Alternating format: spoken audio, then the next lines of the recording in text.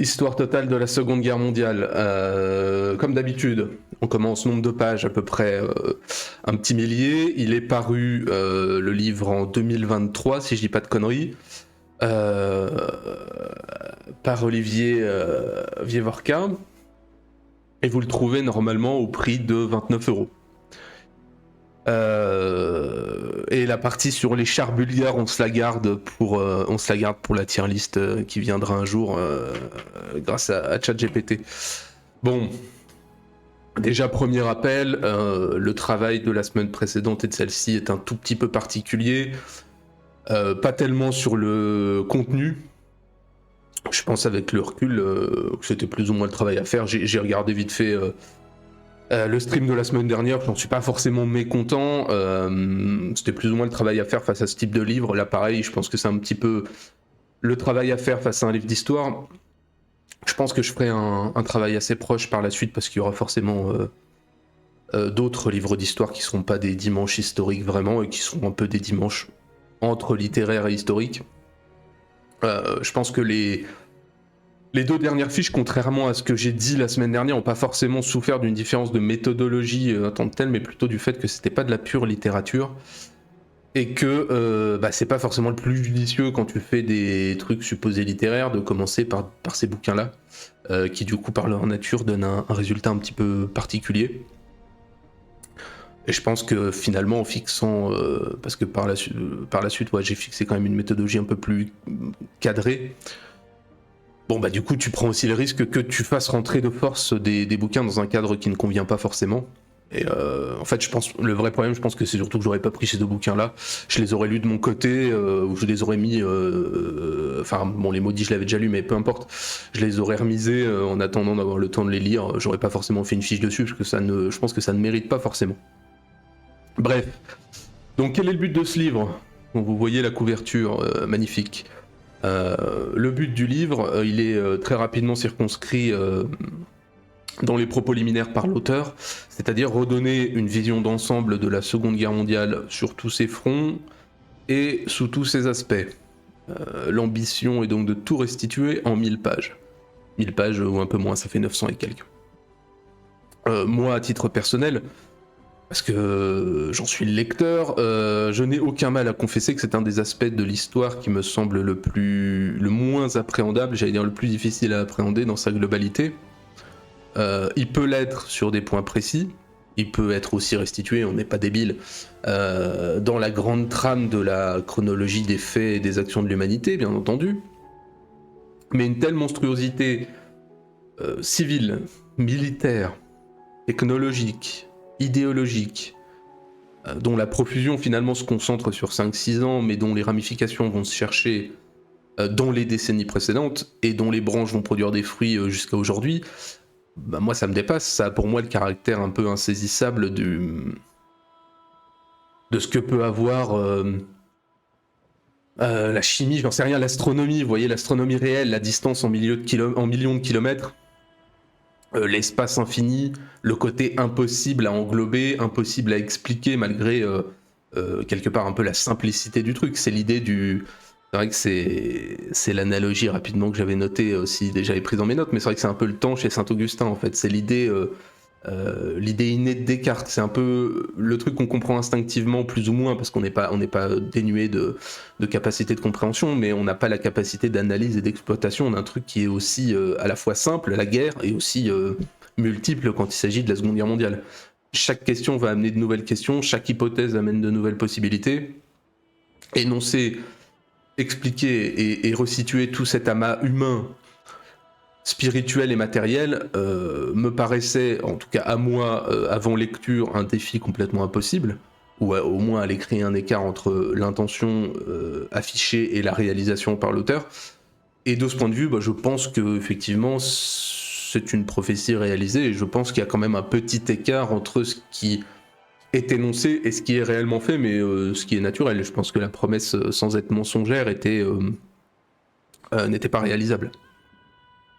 Donc quels sont les points forts du livre ? Déjà en premier lieu, le livre est-il une réussite ? Répondre à cette question-là dès le début, surtout sous cet aspect-là manichéen, cet aspect thermidorien, robespierriste. Ça peut sembler hors de propos, mais ça tranche un petit peu le débat tout de suite.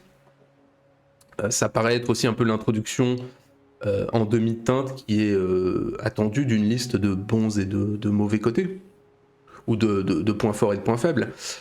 Moi, je répondrais oui sur ce point dans un premier temps. Ceci étant, dans un second temps, tout le monde connaît ce type d'ouvrage. Ça vous parlera forcément. J'ai même envie de dire que le titre est intentionnellement accrocheur. Dans les faits, c'est ce qu'on appelle une histoire globale, qui est elle-même une catégorie, sans doute la plus vieille catégorie de l'histoire. Hein. Hérodote, c'est déjà un petit peu de l'histoire globale dans son enquête. Là, c'est le courant appliqué à un conflit. Ça ne peut que rarement être un ratage complet. On peut avoir après des querelles idéologiques ou des livres qui deviennent un petit peu caricaturaux. C'est le cas de l'histoire mondiale de la France qu'on m'a offert, que je vous conseille de lire pour voir ce qu'est une histoire globale orientée et somme toute assez médiocre, assez caricaturale en tout cas, on va dire. Parce que dans l'histoire globale, on reste généraliste, parce qu'on donne beaucoup de faits, beaucoup de chiffres, parce que la chronologie nous sert, parce que l'histoire globale d'un tel événement à traiter dans un bouquin, ça laisse peu de place à l'interprétation, à discuter des points de détail, et donc ça laisse peu de place aussi à des erreurs. Quand vous prenez... d'ailleurs, je crois qu'on en avait parlé une fois avec Skiros, mais quand vous prenez l'histoire de l'Italie en 1000 pages par Pierre Milza, c'est du même tonneau. C'est pas la même idée, bien entendu, exactement, c'est pas le même sujet, peu importe, mais je veux dire, l'ampleur du sujet que vous traitez, ça épargne les querelles byzantines sur tel ou tel point de détail. Le mauvais côté, bien entendu, c'est que le fin connaisseur, ce qui n'est pas mon cas en l'espèce pour la Seconde Guerre mondiale, forcément en apprendra assez peu, puisqu'on reste un petit peu sur des thématiques chronologiques, et quand elles sont transverses, elles sont assez globales. Ce n'est pas que l'exercice soit sans intérêt. Décrire la bataille de Stalingrad jour par jour, ça n'a pas forcément plus de sens pour un historien ou pour un lecteur. C'est juste que forcément, il y a des limites inhérentes à ce type d'œuvre-là et à ces caractéristiques et limites qui, quelque part, peuvent aussi être un point fort à ce type d'œuvre. Quand vous n'y connaissez pas forcément grand-chose, une histoire globale, lorsqu'elle n'est pas trop mal branlée, c'est pas mal aussi. Quoi qu'il arrive, on ratisse large, on ratisse général, et tout le monde, en fait, y trouve in fine, une facette qui va refléter son intérêt personnel pour tel ou tel type de point dans la guerre. Donc on sera content, forcément, de pouvoir reprendre l'ensemble du déroulé. On y trouvera à la fois des phénomènes généraux de grande politique, dont les tambours résonnent encore à nos oreilles aujourd'hui, et puis des détails parfois remarquables selon le lecteur qui permettent parfois de relativiser notre actualité informationnelle. J'ai pris ça dans mes notes, effectivement, j'avais noté ce point-là, le fait qu'après Dunkerque, l'armée anglaise n'a plus de munitions que pour une journée de combat effectif. Ça replace un petit peu dans le contexte actuel et les discours sur la guerre de haute intensité qu'on a à l'impréparation française. Parfois, c'est bien, ça permet de prendre un léger recul historique qui permet de relativiser aussi le flux d'informations qui nous noie. Sur ce point précis, le livre peut faire mouche sans aucun problème parce que on trouvera tout notre soul de données et d'événements qui parfois nous font un peu hausser le sourcil et dire tiens, ça c'est intéressant, ça l'est moins, peu importe. Le livre a aussi le mérite de rappeler le fait, ce qu'on fait je trouve assez peu souvent, le fait que la notion de guerre mondiale est avant tout une vision très occidentale, ce qui est un bon point, ce qui amène aussi une réflexion qu'on lit assez peu souvent, puisque la Seconde Guerre mondiale on la considère usuellement comme un acquis universel. Et en même temps, c'est tout à fait dans la lignée de ce qu'est l'histoire globale.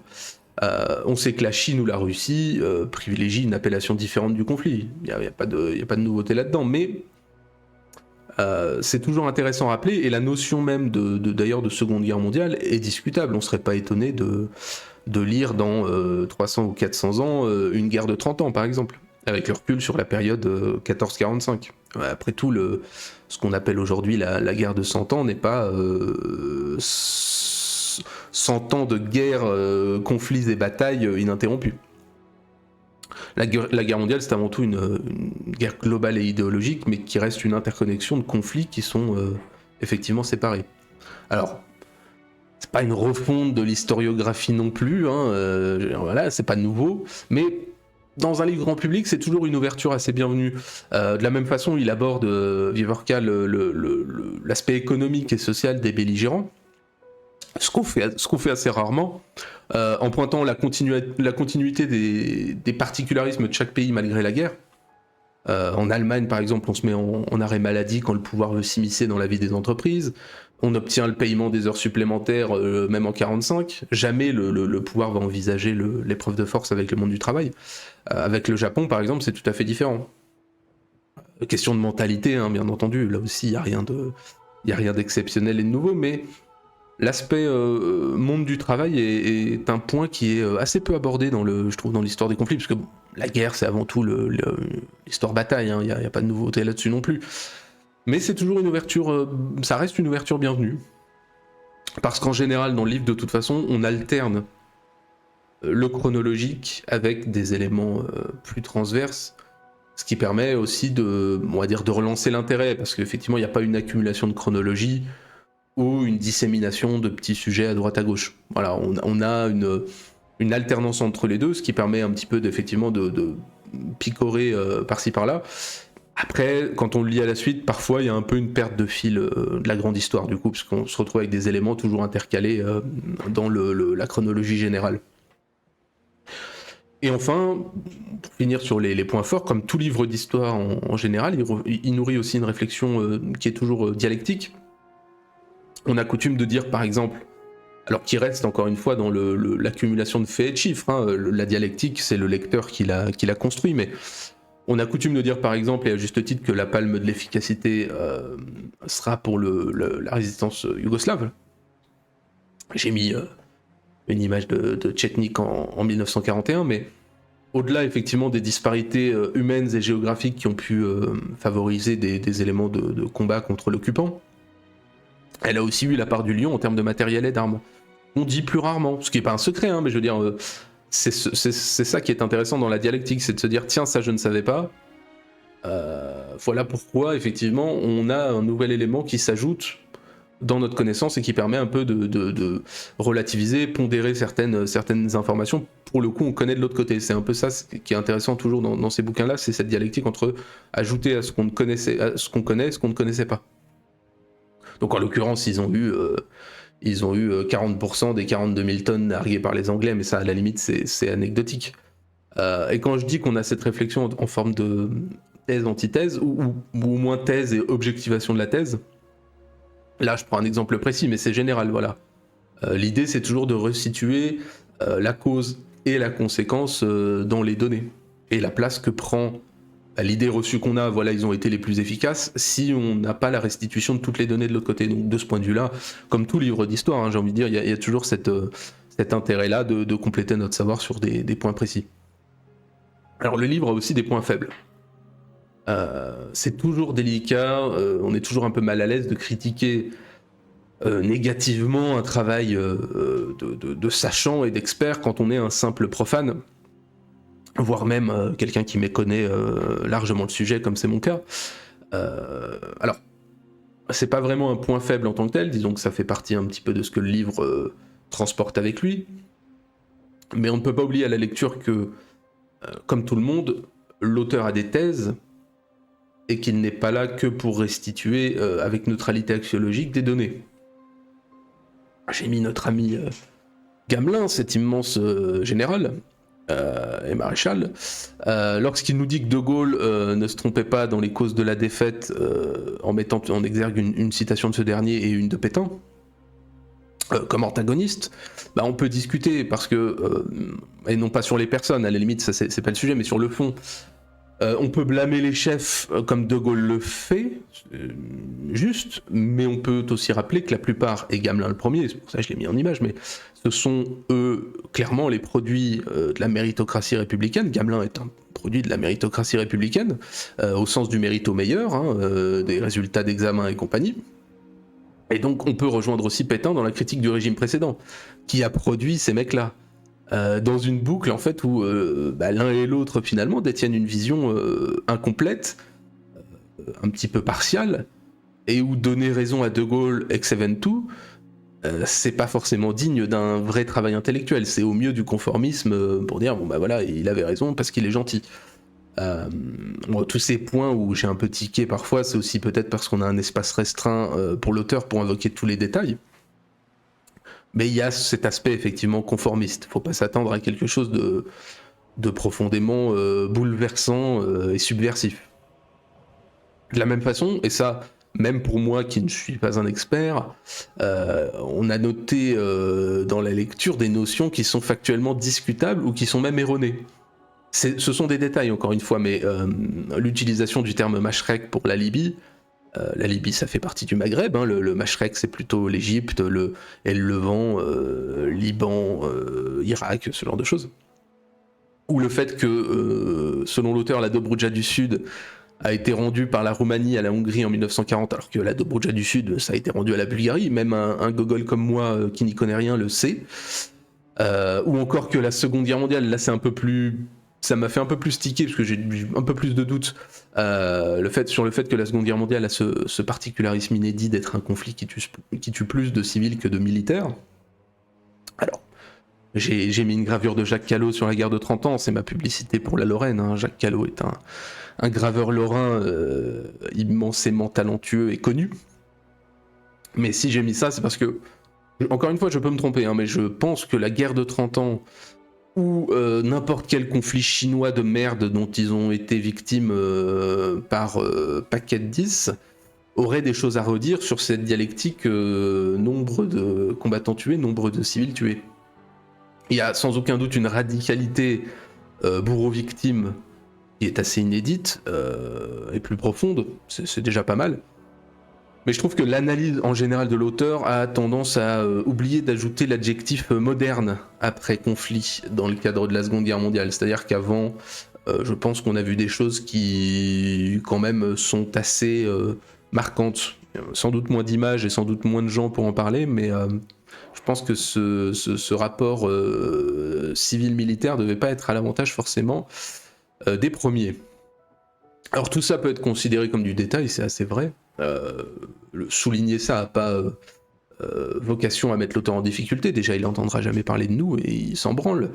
Mais plutôt à souligner pour le lecteur et la personne qui voudrait l'acheter l'écart entre le but gigantesque qui est fixé et l'attention que l'on ne peut pas apporter aux détails au vu de l'objectif. Il y a un moment, vous devez faire des choix.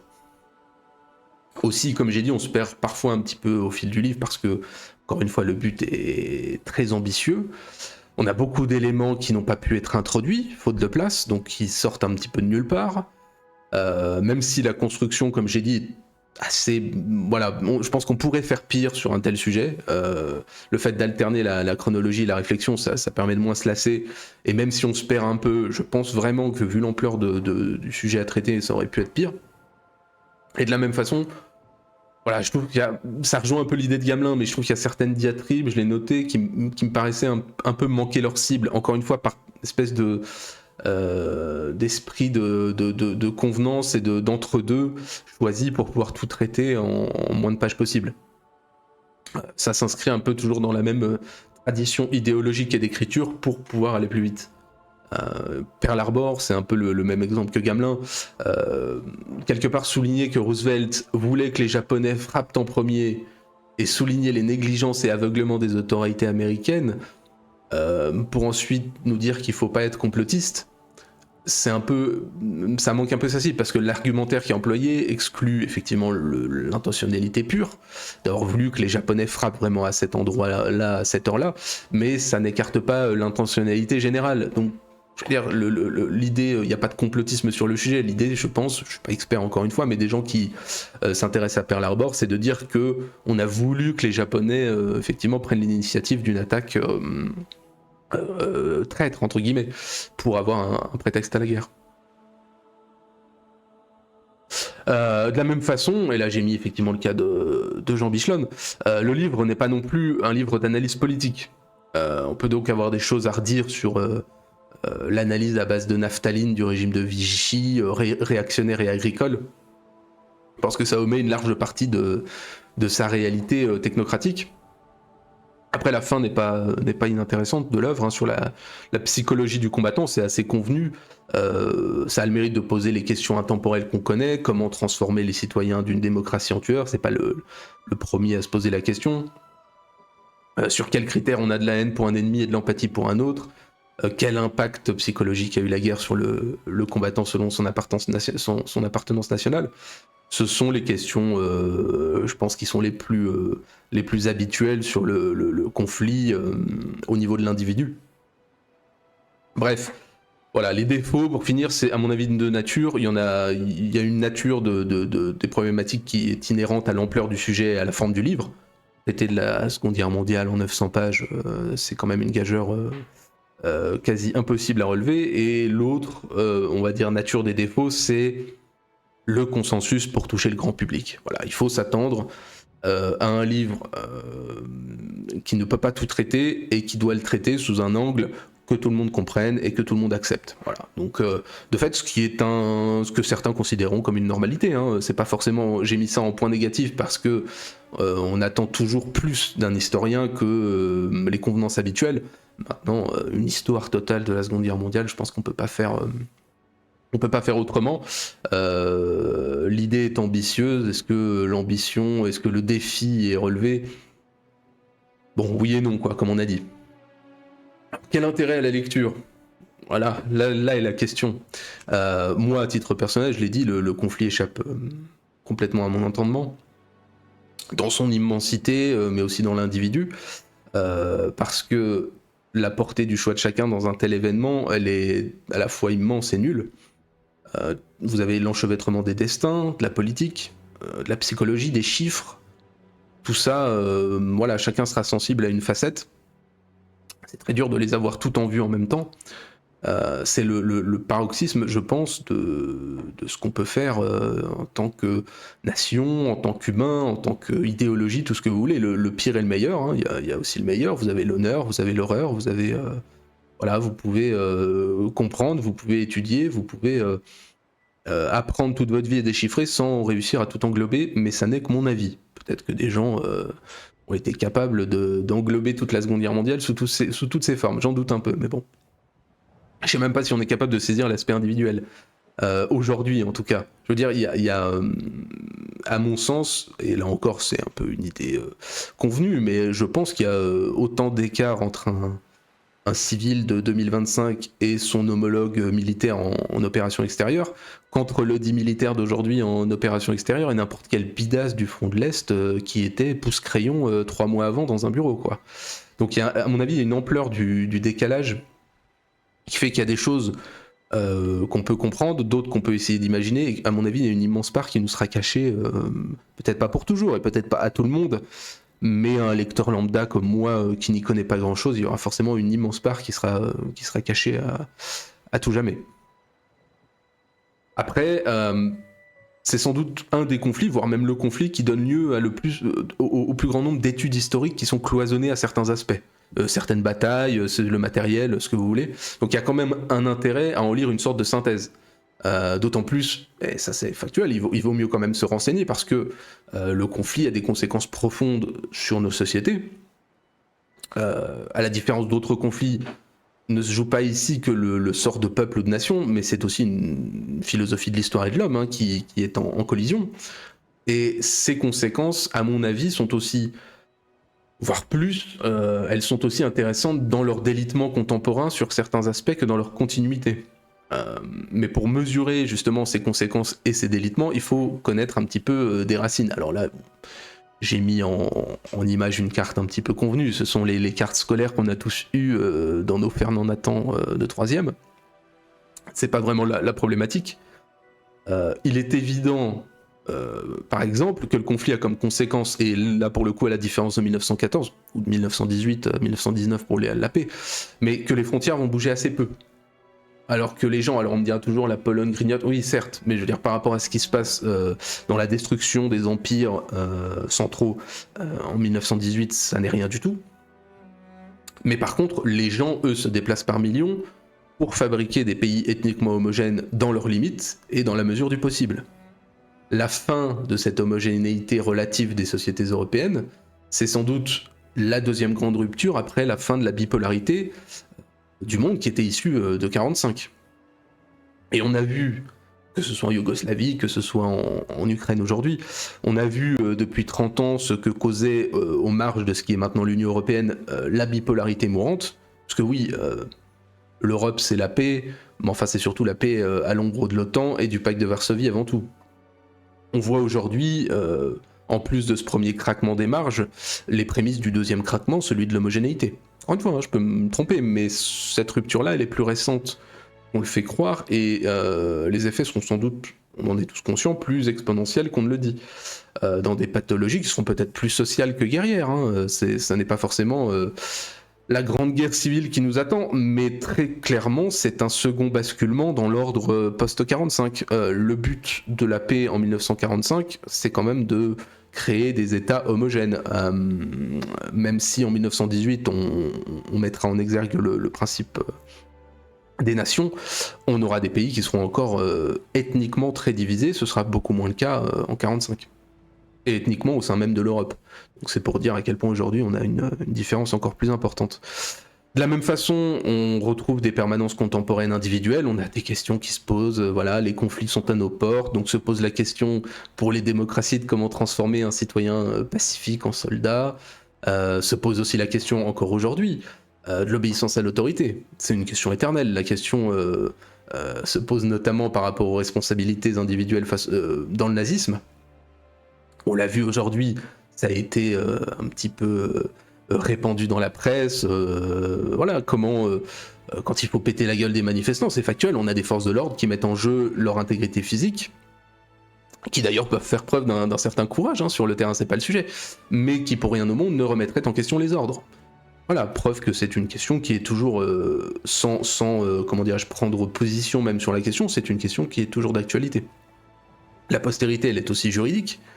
Le tribunal de Nuremberg, alors contestable et toujours contesté dans son principe de la justice du vainqueur, il est toujours là, entre guillemets, dans l'idée qu'aujourd'hui on a encore juridiquement des tribunaux qui ne dictent plus comme avant le droit parce que vainqueur, mais parce qu'il prétend que la cause est juste.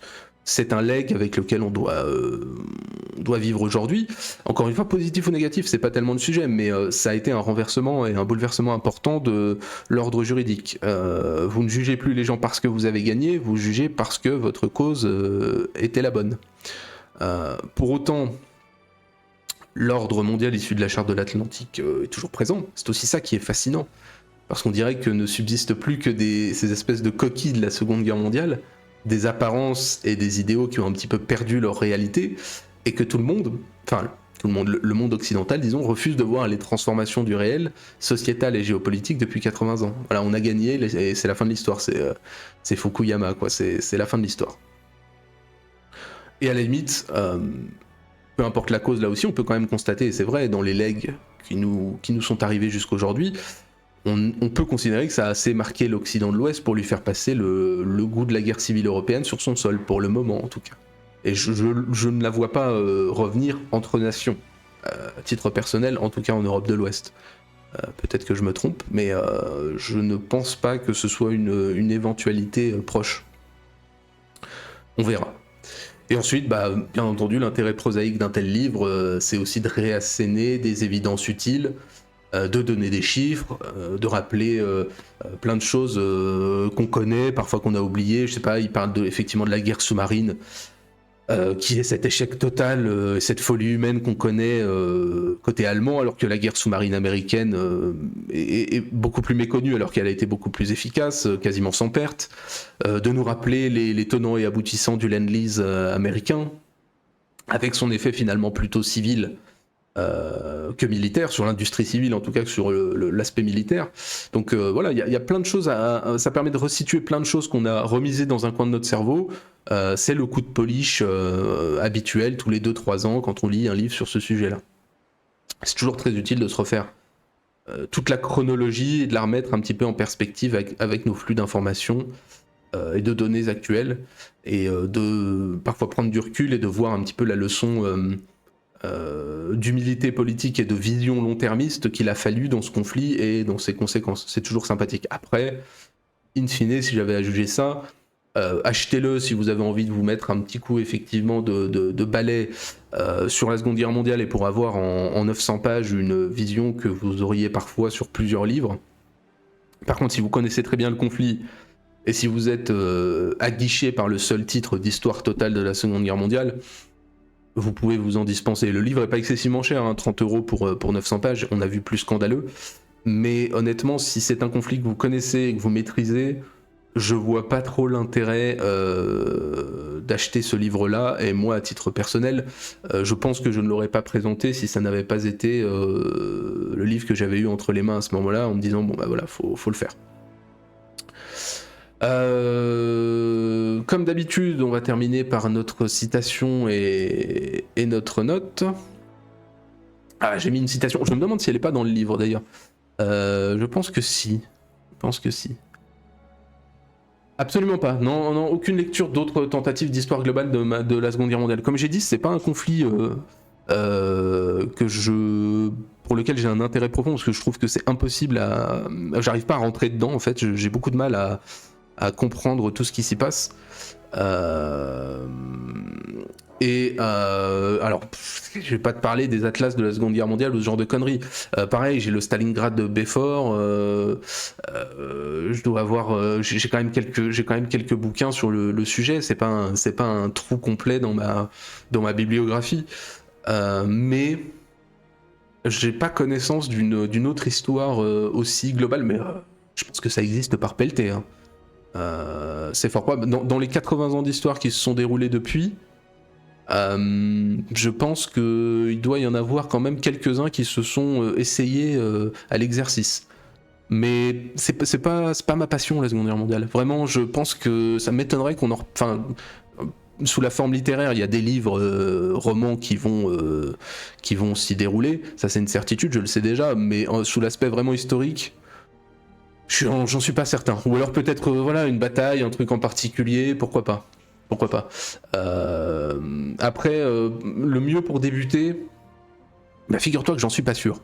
Je pense pas que ce soit le mieux pour débuter sur la Seconde Guerre mondiale. Je pense qu'il vaut mieux, pour le coup, s'intéresser à des fractions politiques, comment dirais-je, guerriers, tout ce que tu veux, c'est-à-dire commencer par fin de Troisième République, la bataille de France, faire ça dans l'ordre, la campagne de Pologne, peu importe, trouver quelque chose qui soit un peu global aussi, mais sur des points peut-être plus précis, et ensuite reprendre ça pour avoir les compléments, pour avoir le coup de balai sur les choses, mais commencer par ça, je suis pas sûr, parce que tu vas avoir des références, comme j'ai dit, il y a des choses sur lesquelles tu ne peux pas t'apesantir. Donc tu vas avoir des références et des choses qui sortent de nulle part. Et si, alors vraiment, on part du principe que tu n'y connais rien, il y a des choses que tu vas pas savoir. Je pense que tu ne sauras pas de quoi on parle non plus. Je suis pas non plus un profane absolu sur la chose. Je veux dire, comme j'ai dit, j'ai quelques bouquins quand même. Puis comme tous les gens, j'ai Wikipédia. Enfin, vous voyez, je veux dire, il y a quand même un minimum de connaissances. Je suis pas surpris par ça. Mais tout dépend de ton niveau, encore une fois, de connaissance du sujet. Si vraiment c'est le premier livre de ta vie sur la Seconde Guerre mondiale, je pense qu'il vaut mieux peut-être commencer par fractionner un peu la chose, à mon avis. Je pense. Hein. Excusez-moi, je bois un petit coup. Mais moi, je le conseille pas forcément. Je l'ai trouvé assez décevant dans la promesse qui était faite. Pas forcément dans le contenu, hein, mais dans la promesse qui était faite, où je trouve que à quel moment... Alors, il y a des impératifs éditoriaux, il y a des choses comme ça, mais je trouve que c'est de l'hubris. D'arriver et dire, voilà, moi, je pose ma bite... je pose mes couilles sur la table, je fais une histoire totale de la Seconde Guerre mondiale. Ben non, c'est pas une histoire... Enfin, je veux dire, oui, c'est une histoire totale, mais c'est Fernand Nathan, quoi. Je veux dire, il y a un moment... je doute pas des connaissances de Vievorka sur le sujet, c'est pas moi qui vais remettre ça en cause, bien entendu. Mais il y a des moments dans le livre où tu dis, bon, ça c'est faux... ça c'est quand même contestable, et tu sais que c'est sans doute, il connaît très bien le sujet et que c'est pas toi qui va lui apprendre, mais tu te dis bon bah t'as pas eu assez de place, je le conçois, mais fais 2 tomes au pire, quoi. Voilà. Donc il y avait un petit peu de déception. Après aussi il y a quelque chose qu'il faut comprendre, c'est que la plupart des fiches là qui vont venir, j'ai de l'avance sur mon travail. J'ai commencé il y a, j'allais dire assez longtemps aussi quand même, il y a quelques mois, bien tassé. Donc pour avoir le temps de préparer les vidéos d'histoire, les vidéos hautes, pour prendre un peu de l'avance et pour voir aussi le rythme de travail, c'était pas tellement pour prendre de l'avance, c'était plutôt pour voir si le rythme de travail était soutenable à long terme quand les streams allaient commencer. Donc ça fait aussi quelques temps que je l'ai lu, et j'ai mes impressions aussi elles s'estompent avec le temps, et à la fin, quand tu coupes un peu le truc, il ne te reste plus que la déception. Mais avant ça, t'as eu le côté ah ça j'ai bien aimé, ça j'ai apprécié ce point. Plus le temps passe, plus il te reste un petit peu comme un visage disgracieux. T'auras dans la tête, il te restera plus que l'idée qu'il était moche. Il y avait peut-être d'autres points qui t'ont plu chez la personne ou tout ce que tu veux, mais tout se réduit à la fin. C'est l'idée c'est le précipité en chimie, quoi. C'est à la fin, tu passes à la flamme et il te reste plus que l'extraction la plus précise de la chose. Et c'est vrai que moi, ça a été un peu une déception. Effectivement, comme tu dis, Dargos, Total, c'est un terme beaucoup trop ambitieux. Surtout la Seconde Guerre mondiale, bordel. Je veux dire, c'est sans doute déjà c'est proche, et en plus de ça c'est sans doute le conflit le plus je sais pas si c'est le plus fou dans l'humanité, mais enfin on n'est pas loin, quoi. Allez, je vous cite du Junger, je crois que c'est dans le livre, hein. Je pense pas être allé le chercher ailleurs. Allez, citons du Junger. Je trouve que ça résume assez bien le conflit. Les victimes ont péri comme des poissons ou des sauterelles, en dehors de l'histoire, dans la zone élémentaire où n'existe nulle comptabilité. Et alors je suis déçu de moi-même, j'ai pas fait de jeu de mots pour la note sur 10, et ma note sur 10 est très décevante. Je ne sais pas pourquoi j'ai noté tragédies et statistiques sur 10, peut-être qu'au moment où je l'ai fait, je trouvais que ça résumait assez bien le livre, mais je suis déçu. Je n'ai pas fait de jeu de mots, et en plus de ça, la note ne dit pas grand-chose. Je ferai mieux pour la prochaine fois, je suis désolé, j'ai fait ça il y a très longtemps, et bon, mes notes sont un peu succinctes sur la littérature, enfin sur les dimanches littéraires, et j'ai pas forcément tout relu, mais si je l'avais relu avant, vous voyez, j'aurais noté j'aurais modifié la note et j'aurais fait un petit jeu de mots. Bon, vous m'en voudrez pas. Voilà qui conclut pour aujourd'hui. C'est toujours plus long que ce que je pensais sur la littérature. Autant l'histoire m'a pris moins de temps que ce que j'aurais cru sur les philhellènes, autant la littérature me prend à chaque fois le double de ce que je pensais, donc ça m'effraie parce que j'en ai certaines beaucoup plus longues qui vont arriver, donc j'espère que ça me prendra pas 2 heures. En tout cas, je vous remercie de votre écoute, c'est toujours un plaisir. On se retrouve... Non, bah je le classe en littérature, oui. En fait, ce qu'il faut comprendre, vous avez... c'est des types de vidéos, si tu veux. Je lis ce qui me passe entre les mains. Il y a un moment, il y a plusieurs types de vidéos. Tu as les dimanches littéraires et tu as les dimanches historiques, pour ne parler que de ceux-là, hein. Peu importe qui sont les deux principaux, à base de livres.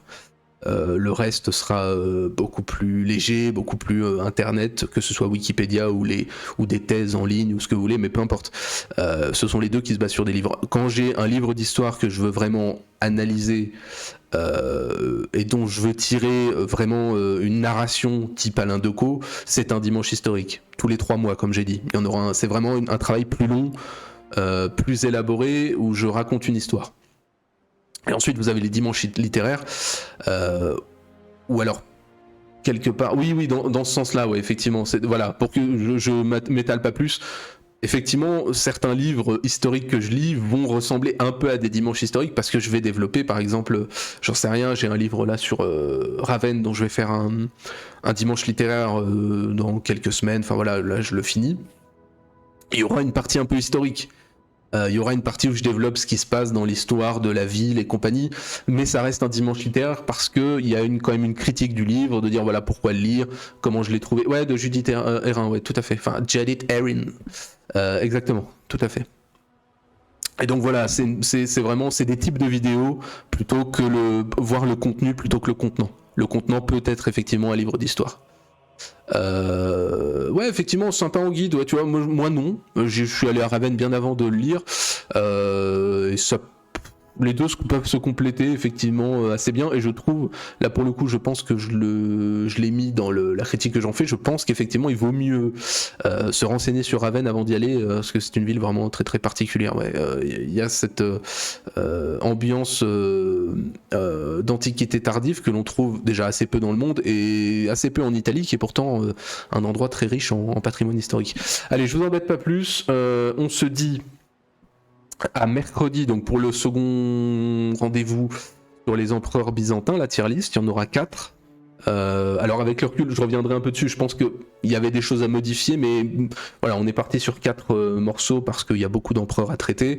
C'est pas forcément la meilleure forme qu'on aurait pu choisir, mais voilà, il faut bien progresser aussi. Moi, j'apprends comme tout le monde. Vendredi, GeoGuessr avec l'équipe de Zinzin habituelle. Avec un peu de chance, on sera assez nombreux. On devrait être 5-6, je pense. Donc ça peut être vraiment sympa. Je vais réfléchir à la forme à donner à ce GeoGuessr là pour qu'il y ait un tout petit peu d'enjeu sans que ce soit ridicule. Parce que moi, j'y connais rien. J'y ai joué 3-4 fois. Et puis dimanche, on se retrouve pour les cadets d'Ernst von Salomon. De toute façon, sur le Twitch, vous avez toujours le programme qui est mis à jour semaine par semaine. Pour le moment, j'arrive à tenir tous mes engagements et à fournir le meilleur travail possible selon mes moyens. Voilà. Eh bien, écoutez, je vous remercie. C'était cool. Je suis désolé, je vous dis, je suis pas forcément hyper satisfait, mais d'un autre côté, voilà. Ça a été fait, il fallait quand même le présenter, voilà. Et par la suite, on va complètement basculer dans autre chose. Je pense que je vais vous raconter un petit peu des livres. On verra si ça plaît ou pas. Ma foi, peu importe. Mais c'est vrai que ce sera peut-être moins des critiques, des points positifs et négatifs, que un auteur, le contenu du livre, façon narration, vous voyez ce genre d'histoire. Si vous avez des enfants, vous avez ce genre de conte sur les divers sites où on vous raconte Pierre et le loup et ce que vous voulez. Bon bah voilà, là, c'est un peu les mêmes idées mais pour des adultes. Et puis après une critique un petit peu de l'œuvre, savoir son intérêt face à l'histoire, face à nous-mêmes, face à plein de choses. Donc voilà, ça changera, ça basculera un petit peu. On va se faire tout Ernst von Salomon à la suite, donc ça va être bien costaud. On va avoir quasiment 4 semaines de suite avec une petite interruption au milieu pour parler des finances des collectivités locales. Et puis voilà, donc écoutez, je vous remercie, c'était gentil d'être passé, toujours un plaisir, et puis on se retrouve mercredi prochain. Allez, bon dimanche à vous, portez-vous bien, et puis reposez-vous. Allez, ciao.